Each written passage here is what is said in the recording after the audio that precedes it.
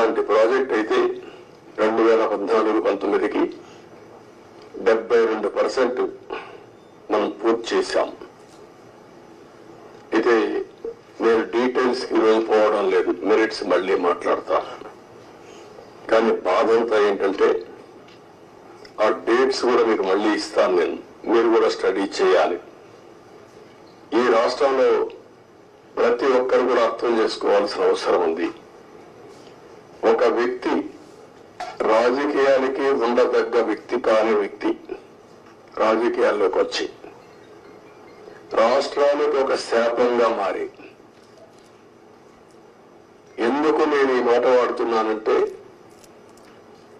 ఇది ఒక ఉదాహరణ. పోలవరం కేస్ స్టడీ ఇలాంటి చాలా జరిగాయి. అతిపెద్ద తప్పు కాదు, తప్పు కంటే కూడా ఒక శాపంగా మార్చేశారు రాష్ట్రానికి. మామూలు కాదు ఇది, క్షమించరాని నేరం కూడా.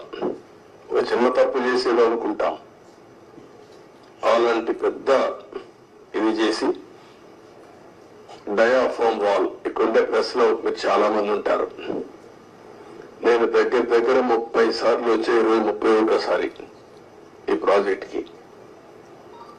నా మనసంతా ఈ ప్రాజెక్ట్ మీద ఉంటుంది.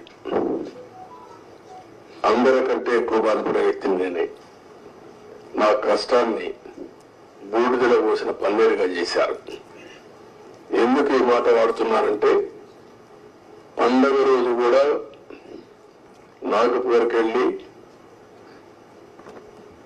ఇప్పుడు గట్కర్ అక్కడ ఉంటే వాళ్ళ ఇంటి దగ్గర ఉంటే పోయి ఆయనతో మాట్లాడి, అదే మాదిరిగా అప్పుడు ఉమాభారత్ మినిస్టర్ అంటే ఆవిడని కన్విన్స్ చేసి ఎక్కడ ఎలాంటి అడ్డంకులు లేకుండా అన్ని అడ్డంకులు, ఇక్కడ కూడా ఒకసారి 2 సార్లు అయితే ల్యాండ్ ఎక్విజిషన్ అప్పుడు అంతా కూడా కొంత ట్రబుల్స్ క్రియేట్ చేస్తే వాళ్ళందరినీ పిలిపించి నయానా భయానా చెప్పి వాళ్ళకి కన్విన్స్ చేసి వాళ్ళకు లిబరల్ గా రీహాబిలిటేషన్ కానీ రిలీఫ్ కానీ ఇచ్చి మొత్తం చేశాం.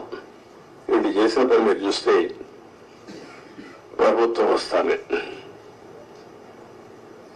రివర్స్ టెండరింగ్ అన్నారు.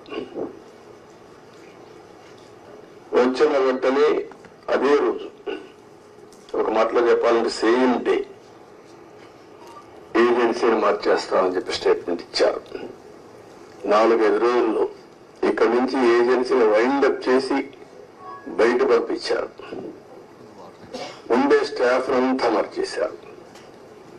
ఆ ప్రిన్సిపల్ సెక్రటరీ, ఇంజనీరింగ్ చీఫ్ అందరినీ మార్చేశారు. అక్కడి నుంచి ఎవ్వరికి తెలియని వ్యక్తులు పెట్టేశారు. ఇక్కడ 19-20 వరదలు వచ్చాయి. గోదావరి వరదలు వస్తే ఎంత తీవ్రంగా వస్తాయో మనందరికీ తెలుసు. 2 సార్లు వరదలు వచ్చి మొత్తం మీరు చూస్తే దగ్గర డయాఫామ్ వాల్ 4 చోట్ల బ్రీచ్ అయిపోయాయి. 35% డ్యామేజ్ అయింది.